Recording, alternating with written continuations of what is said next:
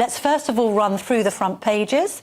A little bit of a mix of stories, actually, as everyone has this kind of back-to-school vibe in the background of everything that they're reporting. The Sunday Telegraph goes with Sunak denies net zero ban on new airports. And inside, it's quite a kind of promising leader column for the Prime Minister, because it's basically saying, yes, at last he's taking on the blob. The Sunday Times goes with the concrete crisis and says asbestos fears in crumbling buildings. The Observer also, of course, goes with that story. Being more left-leaning, of course, the left-wing newspapers are having a right go at the government about it. And the Observer is saying that they are revealing a culture of complacency on school safety. And this is the suggestion that actually the government's known for quite a few years that this is a problem waiting to happen. The Mail on Sunday goes with Tesco boss, our staff need body cameras to end attacks. And we've been running that on our news bulletins this morning. Sunday Express. Well, this is a bold aim, I suppose, although it's kind of repeating what the Prime Minister has already said in his 5-point pledges. Chancellor's cost of living pledge, I'll halve inflation this year. Quite keen to know from Gareth Davis whether he thinks the government is in control of inflation or whether it's actually the Bank of England. The Sun on Sunday goes with something completely different. Kelly cheated on Tom with me. The best, probably best left, really, because I think if we go into the love affairs of Kelly Brook and Danny Cipriani, we'll probably need another show entirely to get through all that. The Sunday Mirror. MOD hit by hackers. There's quite a lot in the papers about the threat from particularly Chinese hackers. Let's bring Patrick O'Flynn into the conversation. He's a Spectator columnist. He's a former UKIP MEP. He's also my former colleague at the Express Group back in the day. Patrick, lovely to see you this morning. Good morning. Now, Crumbling Britain is what we're entitling this kind of section of the paper review, because we look at the Times, page 1, talking about asbestos now being a problem once again. The Mail, page 6, concrete crisis, hospital won't treat 19 stone patients above ground level in case floors collapse.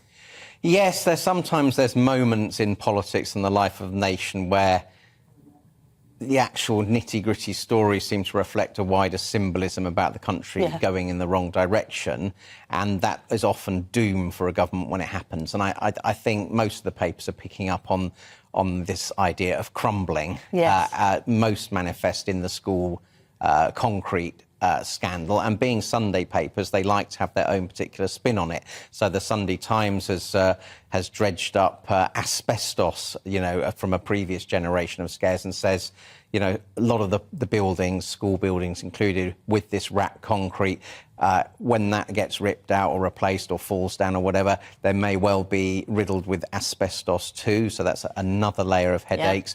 The Mail on Sunday, I think, kind of hits the real farcical nature, the national embarrassment of what's happening with this story that at Hinchingbrooke Hospital in, I think, Cambridgeshire, they have had to ban patients over 19 stone from going up above the ground floor because they're so worried about the strength or otherwise of their and they illustrate it with an image of these ceilings being propped up by steel girders, which isn't the best look, is it? No, it doesn't speak to a modern, dynamic country and all the other things that Rishi Sunak would like us to believe that we are. I mean, do you think this is a kind of damaging symbol of Tory rule over the last 13 years? I mean, I think this is a historic problem that's been going on for many generations, to be honest. It does beg the question, though, because crumbling schools have been a story from ever since I first became a journalist back in 2000. So why on earth hasn't the government done anything about it?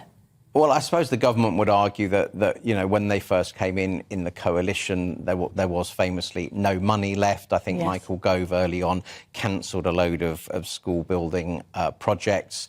It's just a sort of game of pass the parcel, where a parcel with something unpleasant in it has landed on the lap of the incumbent government and the Education Secretary. It could equally have been Labour, but you'll see now Labour is pushing very much for the government to publish a full nationwide list of every school and public building that's affected.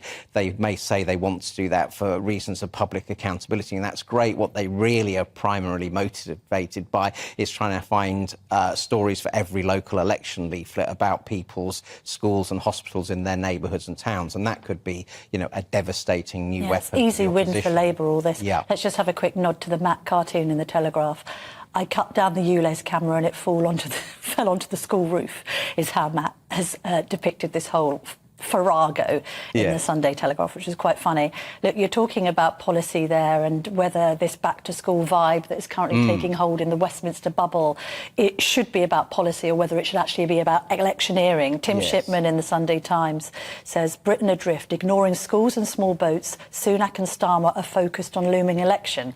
Seriously, Patrick, we've got 12 months to go till the next election, if it even is when we think it's going to be next autumn. Yes. There's also the point, if you're the governing party, you can't do electioneering very effectively if all your main policies aren't working. So there's a bit of, certainly from a governing perspective, policy is part of electioneering. But of course, the Commons is back on Monday, I think it is.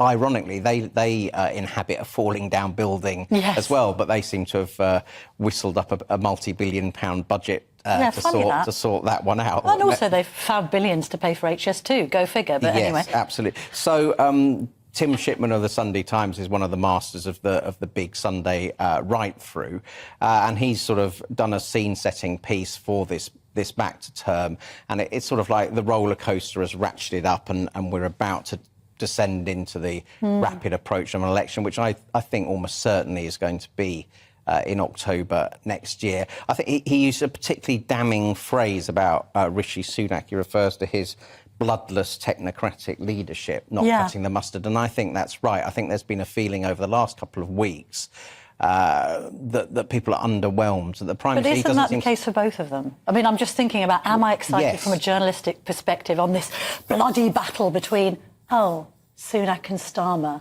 Yeah, both of them bloodless technocrats, aren't they? I think that they are, but actually that's much less of a problem now for Starmer because, if you think back to the last election, one of the key things that won it for the Conservatives were people were really frightened. A lot of people were really frightened of the Labour leadership. And so if we're into this boring, bloodless technocrat era, and the incumbent Conservative, boring, bloodless technocrat, they've been in for 13 plus years and it's not working, then having a...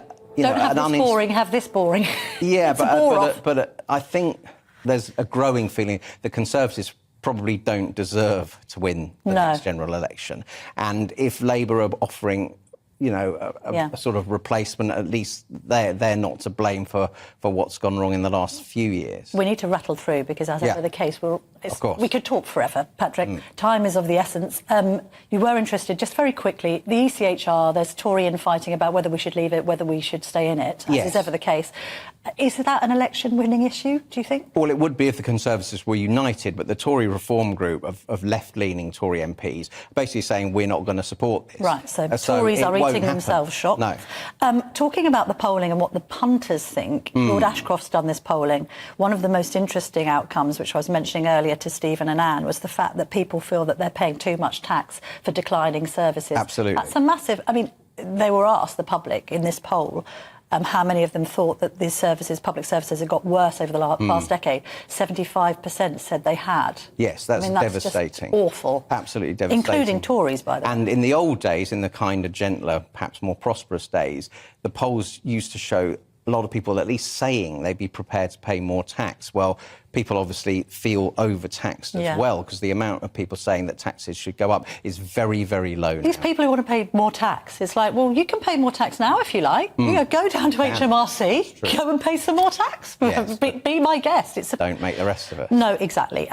It's interesting to see David Blunkett speaking in the Telegraph to my colleague Gordon Rayner. He's basically saying Labour will need a miracle to get an overall majority. Do you agree with that analysis? He's saying it's not 92, it's not 97, it's 1964. Yes, and in 64 they just scraped over the line after a long spell of Tory government. I think it's a necessary corrective on the Labour side. They only have about 200 seats, so they need to win about 130 seats, the vast majority of them off the Tories in England. So it's a mountain to climb, but on the other hand, there are all these factors running against the Conservatives. So I think Blunkett is slightly doom and glooming it, but probably... maybe managing expectations. Yeah, I think that might not be a bad thing from Starmer's point of view. A bit later in the show, I'm going to be speaking to Chris Mullins, who's the author of A Very British Coup, and he's now done another diary. He's a long-standing Labour MP, probably much more to the left of Blunkett, but I'm going to ask him whether he thinks that Starmer's ever going to be the next Blair, and I think he's probably going to conclude no. No. Let's speak about a completely different story, just as a light final moment. We've headlined it, Happy as Harry. Prince Harry appears in the Sun on Sunday and other newspapers at a Beyoncé concert, but not looking particularly overwhelmed by the Solstice's singing. No, and it, you know, sometimes people get caught at a bad angle momentarily, but he's got his hands in his pockets and he seems in quite dour mode, and that's in some of the papers. And it also in some of the papers today is a picture of King Charles at the Highland Games, revelling in it, and it is a really interesting contrast. You know, who's the person who's looking at ease with his life? Charles, who wasn't always, obviously, and who's the person who doesn't look happy and maybe now pondering about some of the actions he's taken over the last couple of years? It's a fairly miserable-looking Prince Harry. I mean, it's interesting that, as well, we're going to be marking the first anniversary of the Queen's death, which I can't believe, Patrick, is on Friday. Absolutely. I mean, that year has gone so quickly.